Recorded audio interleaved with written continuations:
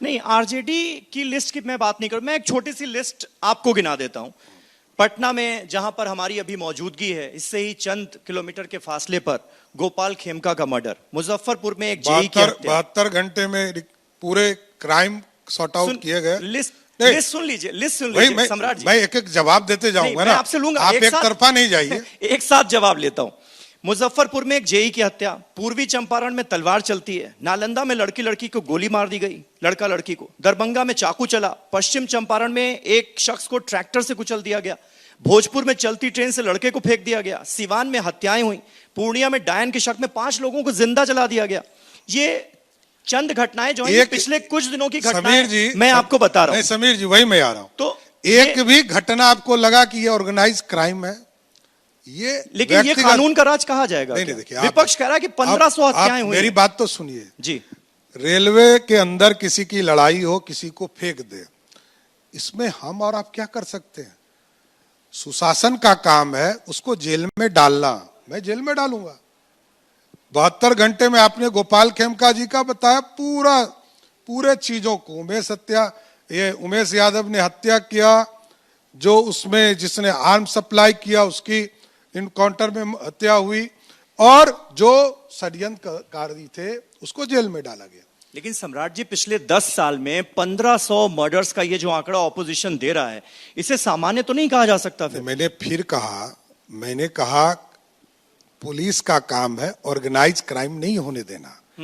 मैंने कहा व्यक्तिगत झगड़े का मैं कुछ नहीं कर सकता हूं, कोई सरकार नहीं कर सकती, लेकिन तो भी चिंता का विषय है। मैं फिर बोलता हूं कि इसको करना पड़ेगा, इसको भी टाइट करना पड़ेगा। और अभी तक जो व्यवस्था थी कि यहां क्राइम सीएम हाउस से चलते थे, और राजा ही बिहार का कहता था कि अरे बच्चा लोग क्राइम कर लिया है, थोड़ा पैसा वैसा दे दीजिए। उस बिहार को बदला गया है। यहां किसी की पैरवी नहीं चल सकती, एकदम स्पष्ट रहिए। लाखों बच्चों की नियुक्ति हुई, पूरे देश में प्रश्न पत्र लीक हुए। बिहार एक ऐसा राज्य है जहां प्रश्न पत्र लीक नहीं हुए। आप समझिए, पेपर लीक नहीं हुआ बिहार में? कोई पेपर लीक बता दीजिए। देखिए अब क्या है, एक सेंटर पर मैं बता रहा हूं, एक सेंटर पर बीपीएससी की परीक्षा हो रही थी, एक सेंटर पर 15 मिनट लेट पेपर दिया गया, हमने रद्द कर दिया। उस सेंटर का ही पूरे परीक्षा को रद्द कर दिया, इसलिए किसी के साथ अन्याय नहीं हो। हम लोग नहीं भी कर सकते थे, लेकिन जब यह रिपोर्ट आया कि 15 मिनट प्रश्न पत्र हमारे बच्चों को लेट मिला, तो सरकार ने कहा कि इस पर विचार करना चाहिए बीपीएससी को। बीपीएससी ने विचार किया। वैसे हमारा रोल नहीं है, लेकिन हमारा स्पष्ट मानना है कि अन्याय किसी के साथ नहीं होना चाहिए। हमारे यहां प्रश्न पत्र लीक नहीं हो सकते। यह पूरा मैकेनिज्म बनाया गया है। ठीक है सम्राट जी, आपके पास भी वक्त की थोड़ी सी कमी है, इसलिए हम थोड़ा सीटों पर आ जाते हैं। प्रशांत किशोर, जन स्वराज के मुखिया, वो ये कह रहे हैं, दावा कर रहे हैं कि 25 से कम सीटें आने वाली हैं इस बार जेडीयू की। अगर ज्यादा आई तो मैं राजनीति से संन्यास ले लूंगा। बीजेपी 2020 से कम सीटें लाने जा रही। नहीं, मैं मतलब सरकार नहीं बन रही है आपकी। प्रशांत किशोर जी अभी आए हैं बेचारे, अभी तो 1 साल पहले राजनीति में आए हैं, क्यों संन्यास लेने के लिए आप कह रहे हैं? भाई मैं नहीं कहूंगा, मैं संन्यास के लिए नहीं कहूंगा।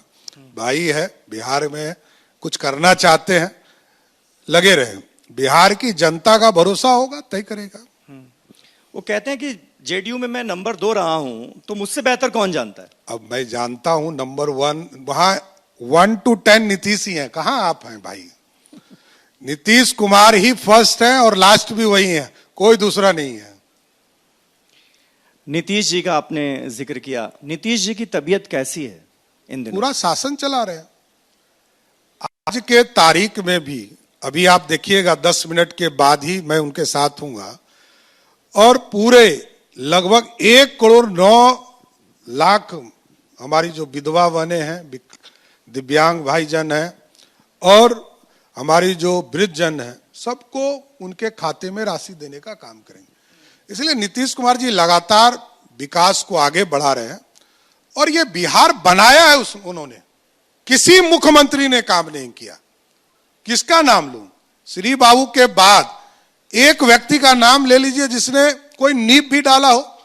थोड़ा मोड़ा सामाजिक न्याय का काम यदि किसी नेता ने किया तो कर्पूरी ठाकुर जी ने किया, और लालू प्रसाद और कांग्रेस ने तो लूट ही लिया बिहार को। मतलब घर से निकल ही नहीं पाएगा ये लोग सत्ता में आ गए तो। मतलब आप ये कह रहे हैं कि नीतीश कुमार जी की इस वक्त जो तबीयत है, उनकी शारीरिक और मानसिक स्थिति जो है, वो बिहार की जनता के लिए सही है? देखिए, 1.5 साल पहले लालू जी का बयान निकाल लीजिएगा, आपको पता चल जाएगा वो क्या कह रहे थे। लालू जी कह रहे थे कि नीतीश जी अच्छे मुख्यमंत्री हैं। इसलिए देखिए, सत्ता के विरोध में बैठा व्यक्ति क्या कह रहा है उससे पता नहीं चलता है। सत्ता में बैठकर यदि कोई सिस्टम नहीं चल रहा हो तब गलत हो सकती है। लेकिन आपने पिछले 1.5 साल की बात की, तो 1.5 साल पहले तो वो इंडिया गठबंधन की बैठकों में भी नजर आते थे, लेकिन पिछले 1 साल से वो मीडिया से मुखातिब नहीं हो रहे हैं, मीडिया के सवालों का जवाब नहीं दे रहे हैं। पब्लिक व्यू में आते तो हैं लेकिन सवालों के जवाब देने के लिए सामने नहीं आते। अभी भी दिल्ली गए थे, एनडीए की बैठक में भी थे और आगे भी लगातार वो चर्चा करते रहते हैं। आखिरी सवाल आपसे, नंबर 1 नीतीश कुमार हैं, ये आप लोग कह रहे हैं, चेहरा वही है, मुख्यमंत्री क्या वही होंगे? देखिए, मुख्यमंत्री आज भी वही है और कल भी वही रहेंगे, इसमें कोई प्रश्न ही नहीं है।